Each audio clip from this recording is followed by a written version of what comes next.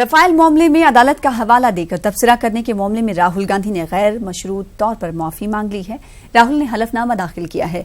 राहुल गांधी ने तबसरे पर अदालत से माफी मांगी है। राहुल ने हलफनामे में कहा है कि उनका इरादा अदालती उमूर में मुदाखलत करना नहीं था।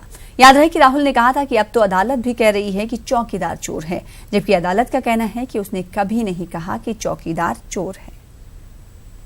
में कांग्रेस अध्यक्ष राहुल गांधी द्वारा पीएम नरेंद्र मोदी पर अमर्यादित टिप्पणी को लेकर सुप्रीम कोर्ट में राहुल गांधी ने बिना शर्त माफी मांगी। सुप्रीम कोर्ट में राहुल गांधी ने अपना हलफनामा दाखिल कर दिया है। सुप्रीम कोर्ट में दाखिल अपने हलफनामे में राहुल गांधी ने यह माना कि उन्होंने जो टिप्पणी की थी वो फिलहाल गैर जिम्मेदाराना थी और इसीलिए उन्होंने सुप्रीम कोर्ट से अपनी इस टिप्पणी पर माफी मांगा। अपने हलफनामे में राहुल गांधी ने कहा कि उनकी बिल्कुल मंशा नहीं थी कि कोर्ट प्रोसीडिंग में वो इंटरफेयर करें, लिहाजा सुप्रीम कोर्ट ने साफ तौर से जो हलफनामा दाखिल किया उस हलफनामे में उन्होंने कहा कि उन्हें बिना शर्त माफ किया जाए। सुप्रीम कोर्ट में दाखिल हलफनामे में राहुल गांधी ने यह भी कहा कि अब इस पूरे मामले को सुप्रीम कोर्ट खारिज करे। हम आपको बता दें कि मीनाक्षी लेखी जो बीजेपी की सांसद हैं, उन्होंने पीएम नरेंद्र मोदी के ऊपर जो राहुल गांधी ने टिप्पणी की थी उस टिप्पणी को लेकर एक अवमानना का मुकदमा दायर किया था, जिस पर उन्होंने कोर्ट से मांग की थी कि राहुल गांधी के खिलाफ एक आपराधिक मानहानि का मुकदमा चलाया जाए, क्योंकि मामला सुप्रीम कोर्ट में पेंडिंग है और सुप्रीम कोर्ट में